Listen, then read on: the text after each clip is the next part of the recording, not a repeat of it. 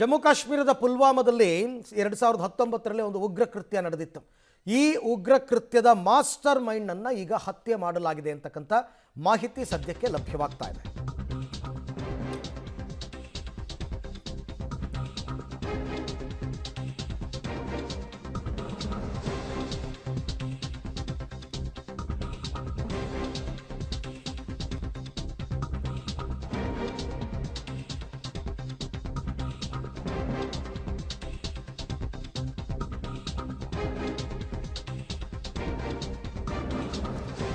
ಹಮ್ಜಾ ಬುರ್ಹಾನ್ ಅಂತಂದ್ಬಿಟ್ಟು ಉಗ್ರ, ಭಾರತಕ್ಕೆ ಬೇಕಾಗಿದ್ದಂತಹ ವ್ಯಕ್ತಿ, ಮೋಸ್ಟ್ ವಾಂಟೆಡ್.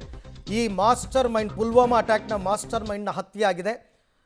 ಹಮ್ಜಾ ಬುರ್ಹಾನ್ ಹೊಡೆದು ಕೊಂದಿದ್ದಾರೆ. ಅಪರಿಚಿತ ವ್ಯಕ್ತಿ, ಪಾಕ್ ಆಕ್ಯುಪೈಡ್ ಕಾಶ್ಮೀರ POKಯ ಮುಜಫರಾಬಾದ್ನಲ್ಲಿ ಇವನನ್ನು ಹೊಡೆದು ಉರುಳಿಸಲಾಗಿದೆ. ಅಪರಿಚಿತ ಬಂದೂಕುಧಾರಿಯೊಬ್ಬ ಗುಂಡಿಕ್ಕಿ ಹತ್ಯೆ ಮಾಡಿದ್ದಾನೆ. ಹಮ್ಜಾ ಬುರ್ಹಾನ್ ಮೇಲೆ ಹಲವು ಬಾರಿ ಫೈರಿಂಗ್ ಆಗಿದೆ. ಮಾಸ್ಟರ್ ಮೈಂಡ್ಗಳ ಪೈಕಿ ಈತನು ಒಬ್ಬ. ಪುಲ್ವಾಮಾ ದಾಳಿ 2019 ಫೆಬ್ರವರಿ 14ನೇ ತಾರೀಕು ನಡೆದಿತ್ತು. ಭಾರತೀಯ ಸೈನಿಕರು ಹೋಗ್ತಾ ಇದ್ದಂತಹ ಟ್ರಕ್ಗೆ ಇನ್ನೊಂದು ವಾಹನ ಬಂದು ಗುದ್ದಿತ್ತು. 40 ಜನ ಸೈನಿಕರು ಮೃತಪಟ್ಟಿದ್ದರು. ಇವೆಲ್ಲ ನಿಮಗೆ ಗೊತ್ತಿದೆ. ಆ ಪ್ರಕರಣದ ಮಾಸ್ಟರ್ ಮೈಂಡ್ ಹಮ್ಜಾ ಬುರ್ಹಾನ್. ನೀವೊಂದು ಅಬ್ಸರ್ವ್ ಮಾಡಿ, ಭಾರತಕ್ಕೆ ಬೇಕಾಗಿರ್ತಕ್ಕಂಥ ಸುಮಾರು ಜನ ಉಗ್ರರನ್ನು ಪಾಕ್ ನೆಲದಲ್ಲೇ ಅಪರಿಚಿತ ವ್ಯಕ್ತಿಗಳು ಗುಂಡು ಹಾರಿಸ್ಕೊಂಡಿದ್ದಾರೆ. ಅವರ ಪೈಕಿ ಹಮ್ಜಾ ಬುರ್ಹಾನ್ ಕೂಡ ಒಬ್ಬ.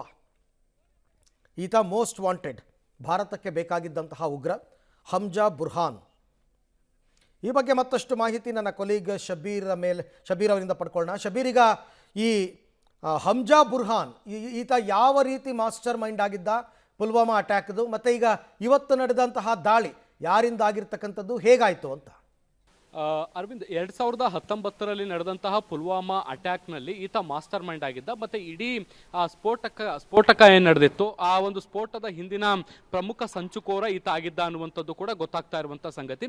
ಭಾರತ ಈತನನ್ನು ಭಯೋತ್ಪಾದಕ ಅಂತ ಅಫಿಷಿಯಲಿ ಕೂಡ ಘೋಷಣೆಯನ್ನು ಮಾಡಲಾಗಿತ್ತು. ಇವತ್ತು POKಯಲ್ಲಿರುವಂಥ ಮುಜಫರಾಬಾದ್ನಲ್ಲಿ ಈತನ ಹತ್ಯೆ ಆಗಿರುವಂಥದ್ದು. ಅಪರಿಚಿತ ದುಷ್ಕರ್ಮಿಗಳು ಬಂದು ಏಕಾಏಕಿ ಈತನ ಮೇಲೆ ಗುಂಡಿನ ದಾಳಿಯನ್ನು ಮಾಡಲಾಗಿದೆ ಅನ್ನುವಂಥದ್ದು ಕೂಡ ಗೊತ್ತಾಗ್ತಾ ಇರುವಂಥದ್ದು. ಸಹಜವಾಗಿ ಇವರು ತೆರೆಮರೆಯಲ್ಲಿ ಇರ್ತಾರೆ, ಮತ್ತೆ ಸಾಕಷ್ಟು ಭದ್ರತೆಗಳ ನಡುವೆ ಕೂಡ ಇರ್ತಾರೆ. ಈ ಅಪರಿಚಿತರು ಬಂದಿದ್ದು ಹೇಗೆ ಮತ್ತೆ ಗುಂಡಿನ ದಾಳಿ ಮಾಡಿದ್ದು ಹೇಗೆ ಅನ್ನುವಂತಹದ್ರ ಬಗ್ಗೆ ಸಾಕಷ್ಟು ಪ್ರಶ್ನೆಗಳು ಕೂಡ ಇದಾವೆ. ಅದಕ್ಕೂ ಕೂಡ ಉತ್ತರ ಸಿಗಬೇಕಾಗಿರುವಂಥದ್ದು, ಯಾವ ರೀತಿ ಆಗಿ ಆಯಿತು ಅಂತ ನೋಡಿ. ಸಾಮಾನ್ಯವಾಗಿ POKಲಿ ಇದೇ ರೀತಿಯಾದಂತಹ ಘಟನೆಗಳು ಮರುಕಳಿಸ್ತಾ ಇರುವಂಥದ್ದು. ಈ ಹಿಂದೆಯೂ ಕೂಡ ಭಾರತದಲ್ಲಿ ಬೇರೆ ಬೇರೆ ಭಯೋತ್ಪಾದಕ ದಾಳಿಯಲ್ಲಿ ಭಾಗಿಯಾದಂತಹ ಈ ರೀತಿಯಾದಂತಹ ಭಯೋತ್ಪಾದಕರು ಅಪರಿಚಿತರ ಗುಂಡಿಗೆ ಬಲಿಯಾಗ್ತಾ ಇರುವಂತದ್ದನ್ನ ಕೂಡ ನಾವು ಗಮನಿಸ್ತಾ ಇದ್ವಿ. ಇದರಲ್ಲಿ ಈಗ ಹಮ್ಜಾ ಕೂಡ ಮುಂದುವರಿದ ಭಾಗ ಅಂತಾನೂ ಕೂಡ ಹೇಳ್ಬೋದು. ಇವತ್ತು ಆತನ ಹತ್ಯೆ ಆಗಿದೆ ಅನ್ನುವಂಥದ್ರ ಅಧಿಕೃತ ಮಾಹಿತಿಗಳು ಕೂಡ ಈಗ ಸದ್ಯಕ್ಕೆ ಬರ್ತಾ ಇದ್ದಾವೆ. ಆದರೆ ಈ ಅಪರಿಚಿತ ದುಷ್ಕರ್ಮಿಗಳು ಯಾರು ಅಥವಾ ಅಪರಿಚಿತ ವ್ಯಕ್ತಿಗಳು ಯಾರು ಅನ್ನುವಂಥದ್ರ ಬಗ್ಗೆ ಪತ್ತೆ ಹಚ್ಚುವಂತ ಕೆಲಸಗಳು ಕೂಡ ಈಗ ಸದ್ಯಕ್ಕೆ ನಡೀತಾ ಇರುವಂಥದ್ದು. ಆದರೆ ಭಾರತಕ್ಕೆ ಬೇಕಾಗಿದ್ದಂತ ಮೋಸ್ಟ್ ವಾಂಟೆಡ್ ಭಯೋತ್ಪಾದಕ ಒಬ್ಬ ಮೃತಪಟ್ಟಿದ್ದಾನೆ ಅನ್ನುವಂಥದ್ದು ಸದ್ಯಕ್ಕೆ ಭಾರತಕ್ಕೊಂದು ರೀತಿಯ ಶುಭ ಸುದ್ದಿ. ಅರವಿಂದ್, ರೈಟ್, ಹಾಗೆ ಸಂಪರ್ಕದಲ್ಲಿದೆ ಶಬೀರ್, ನಿಮ್ಮ ಜೊತೆ ಮತ್ತೆ ಮಾತಾಡ್ತೀನಿ. ಒಟ್ಟಾರೆ ಈಗ ಪುಲ್ವಾಮಾ ಉಗ್ರ ದಾಳಿಯ ಮಾಸ್ಟರ್ ಮೈಂಡ್ ಆಗಿದ್ದ ಈತ, ಭಾರತ ಈತನನ್ನು ಅಧಿಕೃತವಾಗಿ ಮೋಸ್ಟ್ ವಾಂಟೆಡ್ ಮತ್ತು ಉಗ್ರ ಅಂತಕ್ಕಂಥ ಪಟ್ಟಿಯನ್ನು ಕಟ್ಟಿತ್ತು. ಈಗ ಆತ ಪಾಕಿಸ್ತಾನದ POK ಮುಜಫರಾಬಾದ್ನಲ್ಲಿ ಅಪರಿಚಿತ ವ್ಯಕ್ತಿಯ ಗುಂಡಿನ ದಾಳಿಗೆ ಆತ ಮೃತಪಟ್ಟಿದ್ದಾನೆ. ಆದರೆ ದಾಳಿ ನಡೆಸಿದ ವ್ಯಕ್ತಿ ಯಾರು ಏನು ಅಂತಕ್ಕಂಥದ್ದೇನು ಗೊತ್ತಿಲ್ಲ. ಬಟ್ ಭಾರತಕ್ಕೆ ಅದು ಗುಡ್ ನ್ಯೂಸ್. ಭಾರತದ ಲೆಕ್ಕದಲ್ಲಿ ಪುಲ್ವಾಮಾ ಉಗ್ರ ಕೃತ್ಯದ ಮಾಸ್ಟರ್ ಮೈಂಡ್ ಈತ, ಆತನನ್ನು ಹತ್ಯೆ ಮಾಡಲಾಗಿದೆ. ಉಗ್ರ ಸಂಘಟನೆಗಳಿಗೆ ನೇಮಕ ಮಾಡ್ತಾ ಇದ್ದಂತೆ ಈ ಹಮ್ಜಾ. ಪುಲ್ವಾಮಾ ಉಗ್ರ ಕೃತ್ಯದ ಮಾಸ್ಟರ್ ಮೈಂಡ್ ಅಂದರೆ ಉಗ್ರ ಸಂಘಟನೆಗಳಿದೆಯಲ್ಲ, ಅಲ್ಲಿ 108 ಉಗ್ರ ಸಂಘಟನೆಗಳಿದೆ. ಸೊ ಅಲ್ಲಿಗೆ ಯುವಕರನ್ನು ಬ್ರೈನ್ ವಾಶ್ ಮಾಡಿ ತಂದು ಆತನ ಸೇರಿಸ್ತಾ ಇದ್ದ. ಲಷ್ಕರ್-ಎ ತೊಯ್ಬಾ, ಜೈಷ್ ಎ ಮೊಹಮ್ಮದ್, ಈ ಥರದ ಸಂಘಟನೆಗಳಿಗೆ ಆತ ನೇಮಕಾತಿಯನ್ನು ಮಾಡ್ತಾ ಇದ್ದಂತೆ. ಅಂದರೆ ಯುವಕರನ್ನು ಒಂದು ಕಡೆ ಸೇರಿಸೋದು, ಅವರ ಬ್ರೈನ್ ವಾಶ್ ಮಾಡೋದು, ಅವರನ್ನು ಉಗ್ರ ಸಂಘಟನೆಗಳಿಗೆ ಸೇರಿಸೋದು, ಈ ಎಲ್ಲ ಕೆಲಸದ ಜವಾಬ್ದಾರಿಯನ್ನು ಈ ಹಮ್ಜಾ ಹೊತ್ತಿದ್ದ. ಹಮ್ಜಾ ಬುರ್ಹಾನ್ ಒಟ್ಟಾರೆ ಈತೊಬ್ಬ ಟೆರರಿಸ್ಟ್, ಮಾಡ್ತಾ ಇದ್ದದೆಲ್ಲ ಉಗ್ರ ಕೃತ್ಯಗಳೇ.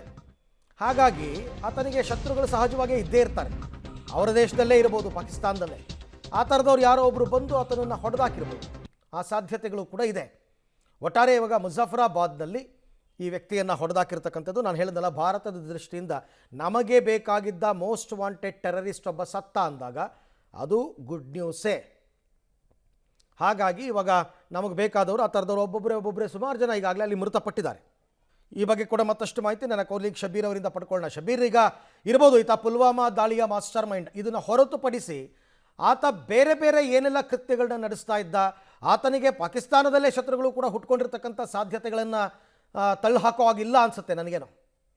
ಅರವಿಂದ್, ಈ ಹಮ್ಜಾ ಬರ್ಹಾನ್ ಏನಿದ್ದಾನೆ, ಈತ ಮೂಲತಃ ಪಾಕಿಸ್ತಾನ ಅಲ್ಲ, ಈತ ಮೂಲತಃ ಭಾರತದವನು ಅನ್ನುವಂಥದ್ದು ಇಲ್ಲಿ ಪ್ರಮುಖವಾದಂಥ ಸಂಗತಿ. ಪುಲ್ವಾಮಾ ಮೂಲದಾತ ಅನ್ನುವಂಥದ್ದು ಕೂಡ ಗೊತ್ತಾಗ್ತಾ ಇರುವಂಥದ್ದು.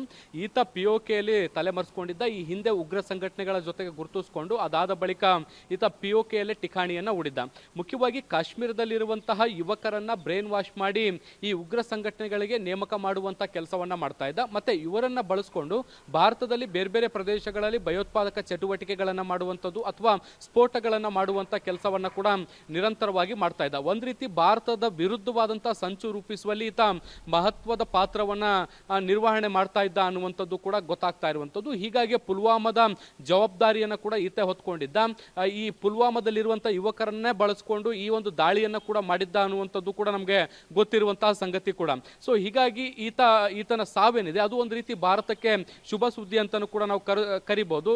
ಒಂದು ರೀತಿಯಾಗಿ ಭಾರತದ ವಿರುದ್ಧ ಭಾರತದಲ್ಲಿ ಹುಟ್ಟಿ ಭಾರತದಲ್ಲಿ ಬೆಳೆದು ಭಾರತದ ಅನ್ನವನ್ನು ತಿಂದು ಭಾರತದ ವಿರುದ್ಧವೇ ಷಡ್ಯಂತ್ರ ಮಾಡ್ತಿದ್ದಂಥ ಈತನ ಅಂತ್ಯ ಕೂಡ ಈಗ POKಯಲ್ಲಿ ಆಗಿರುವಂಥದ್ದು. ಈ ಅಪರಿಚಿತರು ಯಾರು ಅನ್ನುವಂಥದ್ದು ಇನ್ನೂ ಕೂಡ ಗೊತ್ತಾಗಿಲ್ಲ. ಆದರೆ ಈತನ ಸಾವು ಈಗ ಸದ್ಯಕ್ಕೆ ಅಧಿಕೃತವಾಗಿರುವಂಥದ್ದು. ಮತ್ತು ಈತ ನಿರಂತರವಾಗಿ ಭಯೋತ್ಪಾದಕ ಸಂಘಟನೆಗಳ ಪರವಾಗಿ ಕೆಲಸ ಮಾಡ್ತಾ ಇದ್ದ ಅನ್ನುವಂಥದ್ದು ಕೂಡ ಈಗ ಗೊತ್ತಿರುವಂತಹ ಸಂಗತಿ. ಓಕೆ, ಥ್ಯಾಂಕ್ ಯು ಶಬೀರ್, ತಮ್ಮ ಎಲ್ಲ ಮಾಹಿತಿಗಾಗಿ ಧನ್ಯವಾದ. ಒಬ್ಬ ಉಗ್ರ ಯಾವತ್ತಿದ್ರೂ ಉಗ್ರನೇ. ಆತ ಭಾರತದಲ್ಲೂ ಅಷ್ಟೇ ಮಸಲತ್ತು ನಡೆಸಿದ್ದಾನೆ ಅಂತ ಅಂದ್ಕೊಂಡ್ರೆ ಅಲ್ಲೂ ಮಾಡಿರ್ತಾನೆ. ಹಾಗಾಗಿ ಅದೇ ರೀತಿಯಲ್ಲೇ ಇವಾಗ ಉಗ್ರ ಸಂಘಟನೆಗಳಿಗೆ ನೇಮಕಾತಿಯನ್ನು ಮಾಡೋದು, ಯುವಕರನ್ನು ಗುಂಪುಗೂಡಿಸೋದು, ಈ ಥರದ ಕೆಲಸಗಳನ್ನ ಮಾಡ್ತಾ ಇದ್ದ. ಅವನು ಏನಾದರೂ ಮಾಡಿಕೊಳ್ಳಿ, ಈಗ ಆತ ಸತ್ತಿರ್ತಕ್ಕಂಥದ್ದು ಭಾರತದ ಪಾಲಿಗೆ ಒಂದು ರೀತಿ ಒಳ್ಳೆಯ ಬೆಳವಣಿಗೆ.